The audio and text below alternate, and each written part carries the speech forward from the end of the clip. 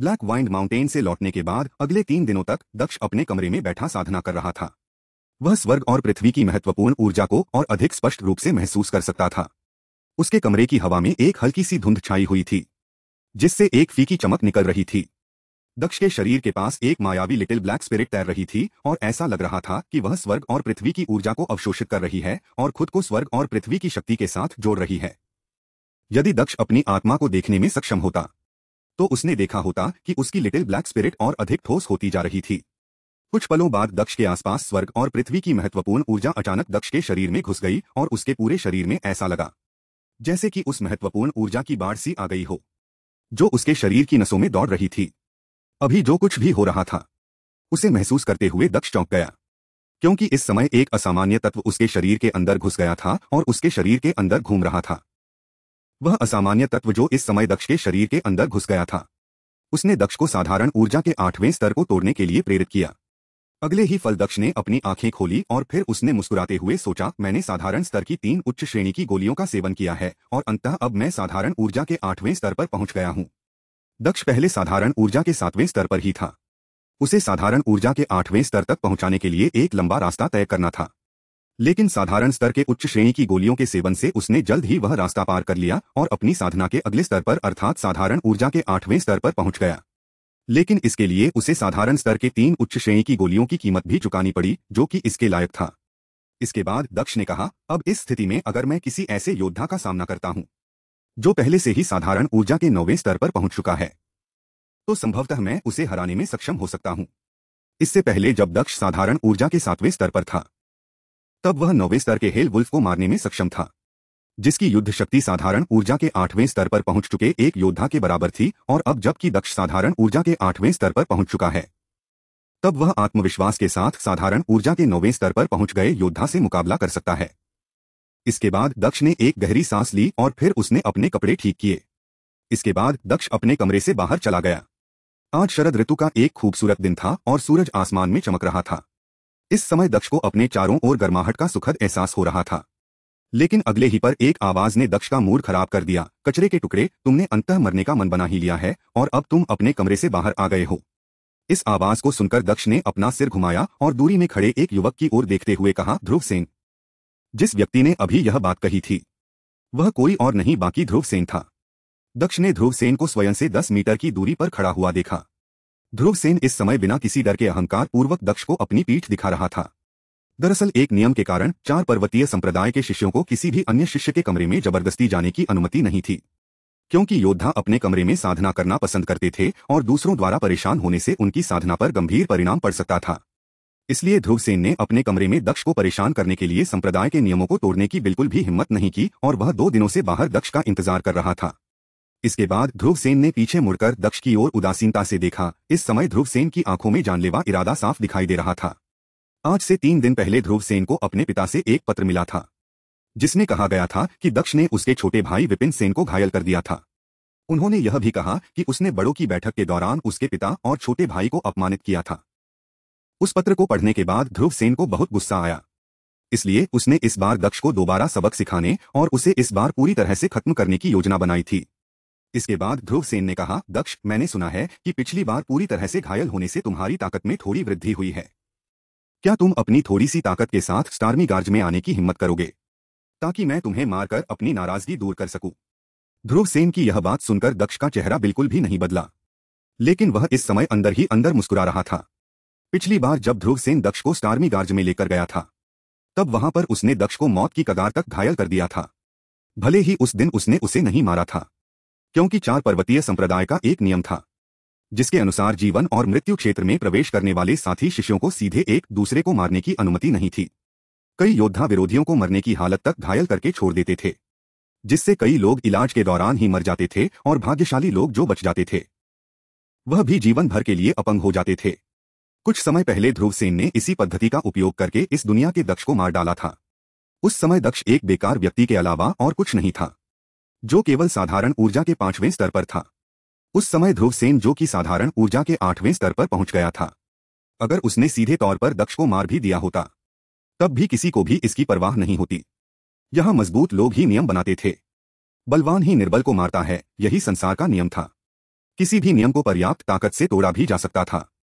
इस समय दक्ष ने उदासीनता से मुस्कुराते हुए सोचा, मेरे बदला लेने का समय इतनी जल्दी आ गया है। लगता है कि मैं इस समय बहुत भाग्यशाली हो गया हूं। अतीत में ध्रुव सेन ने पिछले दक्ष की हत्या कर दी थी। उस समय दक्ष ने पिछले दक्ष से वादा किया था कि वह उसके मृत्यु का बदलाव अवश्य लेगा और अब वह समय आ गया है। इससे दक्ष बहुत खुश था। इसके बाद दक्ष ने बिना कुछ कहे सीधे जीवन और मृत्यु क्षेत्र की ओर चलना शुरू कर दिया। दक्ष को बिना कुछ कहे वहां से जाता हुआ देखकर ध्रुव सेन ने व्यंग्यपूर्वक कहा, कचरे के टुकड़े आखिर कचरे का एक टुकड़ा ही होता है। क्या तुम में सच में हिम्मत नहीं है मुझसे लड़ने की? इस पर दक्ष ने कहा, क्या तुमने नहीं कहा कि हम स्टार्मीगार्ज में जीवन और मृत्यु के क्षेत्र में जा रहे हैं? तो फिर तुम अब वहां क्या कर रहे हो? क्या तुम्हें वहां नहीं जाना? जैसे ही दक्ष ने यह बात कही, तब दक्ष की आवाज सुनकर ध्रुव सेन पूरी तरह से स्तब्ध रह गया। इसके बाद अगले ही पल ध्रुव सेन के चेहरे पर एक छोटी और क्रूर मुस्कान आ गई। इसके बाद ध्रुव सेन ने गुप्त रूप से सोचा, कूड़े का टुकड़ा आखिर एक कूड़े का टुकड़ा ही होता है। वह अपनी किस्मत से पिछली बार बच गया था, लेकिन इस बार वह दोबारा नहीं बचेगा। इस बार मैं इस दक्ष को जीवित रहने का एक छोटा सा भी मौका नहीं दूंगा। भले ही मैं जीवन और मृत्यु क्षेत्र पर दक्ष को नहीं मार सकता, लेकिन मैं उसके घायल होने का इंतजार करूंगा और फिर चिकित्सा उपचार के दौरान मैं उसे गुप्त रूप से मार डालूंगा। यह सोचते हुए ही ध्रुव सेन का चेहरा और भी भयानक हो गया। स्टार्मीगार्ज तक जाने के लिए कई खड़ी चट्टानों से होकर गुजरना पड़ता था। स्टार्मीगार्ज के प्रवेश द्वार पर चट्टान के नीचे लोहे की जंजीरें लटकी हुई थी। यदि कोई योद्धा नीचे कूदने के लिए पर्याप्त मजबूत नहीं होता था, तो वह नीचे उतरने के लिए इन जंजीरों का उपयोग कर सकता था। दक्ष अपनी क्षमताओं को ध्यान में रखते हुए वह आसानी से चट्टान के नीचे कूदने में सक्षम था, लेकिन वह अपना कौशल नहीं दिखाना चाहता था, क्योंकि अगर ध्रुव सेन ने उसकी क्षमता देख ली और यदि उसे पता चल गया कि दक्ष पहले से ही बहुत मजबूत है, तो वह एक डरे हुए कुत्ते की तरह बिना लड़े ही वहां से भाग जाएगा। दक्ष इस दुर्लभ अवसर को ऐसे ही नहीं चूकना चाहता था, इसलिए उसने स्टार्मीगार्ज से नीचे उतरने के लिए लोहे की जंजीरों का उपयोग किया। इधर दक्ष को लोहे की जंजीरों का उपयोग करते हुए देखकर ध्रुव सेन ने मजाकिया मुस्कान के साथ कहा, कचरा हमेशा कचरा ही रहेगा। स्टार्मीगार्ज में प्रवेश करने के लिए तुम्हें अब भी सहायता की आवश्यकता है। यह कहने के बाद ध्रुव सेन ने नीचे एक चट्टान की ओर देखा और फिर उसके ऊपर छलांग लगा दी। उसकी गति कुशलता ने उसे इतना हल्का बना दिया था कि ऐसा लग रहा था कि वह उड़ सकता हो। जैसे ही वह उतारने वाला था, उसने पलटी मारकर अपने पैरों को नीचे धरती में गहराई तक मारा और तुरंत रुक गया। स्टार्मीगार्ज के नीचे खड़े कुछ लोगों ने जब ध्रुव सेन को वहां उतारते हुए देखा, तो उन्होंने प्रशंसा के साथ कहा, बहुत ही अद्भुत, वही व्यक्ति कौन है? तब वहां पर खड़े एक शिष्य ने कहा, मैं उसे जानता हूं। वह ध्रुव सेन है जो साधारण ऊर्जा के 8वें स्तर पर पहुंच गया है। वह बहुत ही मजबूत और शक्तिशाली है। इस दुनिया में जैसे जैसे योद्धा एक स्तर पर आगे बढ़ते जाते हैं, योद्धा की दृष्टि और सुनने की क्षमता भी वैसे वैसे अत्यधिक विकसित होती जाती है। वैसे ही यह शिष्य ध्रुव सेन को देख सकते थे, भले ही वह घाटी से 100 मीटर दूर थे। बहुत ही जल्द दक्ष और ध्रुव सेन जीवन और मृत्यु क्षेत्र पर पहुंच गए। वह एक बहुत बड़ा क्षेत्र था। 4 पर्वतीय संप्रदाय के कुछ शिष्य से वहां से गुजर रहे थे और जब उन्होंने ध्रुव सेन और दक्ष को देखा, तो वह रुक कर देखने से खुद को नहीं रोक सके। वह एक ऐसी लड़ाई देखना चाहते थे जिसमें एक शिष्य दूसरे शिष्य को बुरी तरह से घायल कर दे। इसके बाद ध्रुव सेन ने हंसते हुए कहा, मैंने सचमुच नहीं सोचा था कि तुम्हारे जैसा एक कचरा यहां आने की हिम्मत करेगा। पिछली बार तुम लगभग मर ही गए थे, लेकिन आज मैं यहां यह सुनिश्चित करूंगा कि तुम यहां से बिल्कुल भी जीवित वापस ना जा पाओ। इस समय ध्रुव सेन की हंसी बहुत क्रूर और भयानक थी। दरअसल ध्रुव सेन दक्ष को स्टार्मीगार्ज में लाकर मारना चाहता था, लेकिन उसने यह कभी नहीं सोचा था कि दक्ष दूसरी बार यहां आने के लिए सहमत होगा। इससे ध्रुव सेन को थोड़ा आश्चर्य हुआ। ध्रुव सेन की बात सुनकर दक्ष ने उदासीनता से कहा, यदि तुम्हारे पास क्षमता है तो बस कोशिश करो, ज्यादा बकवास मत करो। दक्ष की बात सुनकर ध्रुव सेन ने कहा, दक्ष, तुम्हारे जैसा बेकार आदमी कुछ पागलपन भरी बातें करने का साहस केवल इसलिए कर रहा है क्योंकि तुमने मेरे छोटे भाई विपिन को हरा दिया है। लेकिन आज मैं तुम्हें दिखाऊंगा कि एक योद्धा जो कि साधारण ऊर्जा के 8वें स्तर पर पहुंच गया है, उसके पास कैसी ताकत होती है। वह अपनी ताकत से कुछ भी करने में सक्षम होता है। दक्ष, तुम पहले की ही तरह एक कचरे के टुकड़े हो और एक कायर और बेकार इंसान हो। यह कहने के बाद ध्रुव सेन ने बिल्कुल भी समय बर्बाद नहीं किया और फिर उसने अपना एक मुक्का सीधे दक्ष के चेहरे की ओर बढ़ा दिया। ध्रुव सेन के अनुसार इस लड़ाई को खत्म करने के केवल एक मौका ही काफी होना चाहिए था। जब दक्ष ने ध्रुव सेन के मुक्के को अपनी ओर आते हुए देखा, तब उसने अपना सिर हिलाया और फिर ध्रुव सेन की मुट्ठी को रोकने के लिए दक्ष ने अपनी हथेली को आगे बढ़ाया। यह देखकर ध्रुव से एक ठंडी हंसी हंसे बिना नहीं रह सका। दक्ष जैसे बेकार इंसान ने अचानक उसके मुक्के को रोकने के लिए उसके हाथ की हथेली का इस्तेमाल किया था। यह सोचकर ही ध्रुवसेन अंदर ही अंदर हंस रहा था। इसके तुरंत बाद ध्रुवसेन ने कहा, चलो मुझे तुम्हारा हाथ तोड़ने दो। यह कहने के तुरंत बाद ध्रुवसेन के हाथ से एक शानदार सफेद रोशनी उसकी मुट्ठी से बाहर निकलने लगी। वह सीधे दक्ष की हथेली को कुचलना के लिए अपनी मुट्ठी का उपयोग करना चाहता था, जिसका इलाज संभव ही नहीं था। इधर ध्रुवसेन के इस हमले को देखकर दक्ष ने शांति से कहा, तुम बस सपने देखते रहो। जैसे ही दक्ष ने ये कहा, तब अचानक ही उसकी हथेली से एक आश्चर्यजनक शक्तिशाली शक्ति निकली, जिस पर ध्रुवसेन को ऐसा लगा जैसे कि वह असीम शक्तिशाली लहरों के सागर के सामने खड़ा हो। लहरें अत्यधिक दमनकारी और हिंसक थी। इस समय ध्रुवसेन ने न केवल अपनी सारी ताकत खो दी, बल्कि उसने अपना अहंकार भी खो दिया था।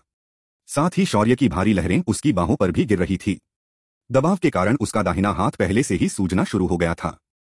दक्ष के इस हमले को देखकर ध्रुवसेन पूरी तरह से भ्रमित और स्तब्ध रह गया। उसने हैरानी भरे स्वर में कहा, यह कैसे संभव है? इस समय ध्रुवसेन को ऐसा लग रहा था कि कोई शक्तिशाली अदृश्य शक्ति उसके हाथ को कुचल रही हो। उसके पूरे शरीर को चला जा रहा था और लहरों की चरम शक्ति अभी भी बढ़ती जा रही थी। ध्रुवसेन इस समय जल्द से जल्द भाग जाना चाहता था। जब दक्ष को इस बात का एहसास हुआ, तब उसने कहा, क्या तुम्हें सच में लगता है कि तुम यहां से भाग कर जा सकते हो? यह कहते हुए दक्ष का चेहरा बर्फ जैसा ठंडा हो गया। इसके तुरंत बाद दक्ष की हथेली ध्रुवसेन की मुट्ठी से जा टकराई और फिर बूम! अगले ही पल चारों ओर एक जोरदार रोंगटे खड़े कर देने वाली आवाज सुनाई दी। ध्रुवसेन को अपनी पूरी बाहों में एक तेज दर्द का एहसास हुआ। उसे ऐसा लगा जैसे कि उसकी हड्डियां टूट रही हो और उसकी मांसपेशियां किसी भी समय फट सकती हो। इस समय ध्रुवसेन अपना हाथ खींचना चाहता था, लेकिन वह ऐसा नहीं कर सका। वह भागना चाहता था, लेकिन वह ऐसा भी नहीं कर सकता था। दक्ष की ताकत और गति दोनों इस समय ध्रुवसेन पर हावी हो रही थी। उनके बीच का अंतर बहुत बड़ा था। इस समय दक्ष और ध्रुवसेन इतने करीब थे कि ध्रुवसेन दक्ष के चेहरे का हर एक विवरण स्पष्ट रूप से देख पा रहा था। दक्ष की आंखें इस समय ठंडी थी और उसके चेहरे पर एक दुष्ट मुस्कान थी, जिसे देखकर अचानक ध्रुवसेन को महसूस हुआ कि उसके घुटने डर से कमजोर हो गए हैं। इस समय ध्रुवसेन के मन में केवल एक ही सवाल चल रहा था, क्या दक्ष उसके साथ केवल खिलवाड़ कर रहा था? कचरे का वह टुकड़ा कब उससे आगे निकल गया था? इस समय ध्रुवसेन बस हार मानकर वहां से भाग जाना चाहता था। इसके अलावा वह और कुछ भी नहीं चाहता था। इसी समय दक्ष ने ठंडी हंसी हंसते हुए कहा, मुझे इसे कैसे खत्म करना चाहिए, तुम्हें क्या लगता है? इस समय दक्ष की हैवी वेव पंच तकनीक हिंसक रूप से ध्रुवसेन को कुचल रही थी, जिसकी ताकत 95 क्रूर हाथियों के ताकत के बराबर पहुंच गई थी। ध्रुवसेन को ऐसा लग रहा था जैसे कि उसकी पूरी भुजा को एक विशाल पहाड़ द्वारा कुचला जा रहा हो और फिर अगले ही पल क्रंच! ध्रुवसेन के कानों में हड्डियां टूटने की आवाज सुनाई दी। इसके तुरंत बाद वह जमीन पर गिर गया और जमीन पर गिरते ही उसके मुंह से खून निकलने लगा। उसके पूरे बाहों में भयंकर दर्द हो रहा था और वह इस समय भयानक दर्द महसूस कर रहा था। ध्रुवसेन की हड्डियां टूट चुकी थी और उसकी मांसपेशियां भी पूरी तरह से फट चुकी थी।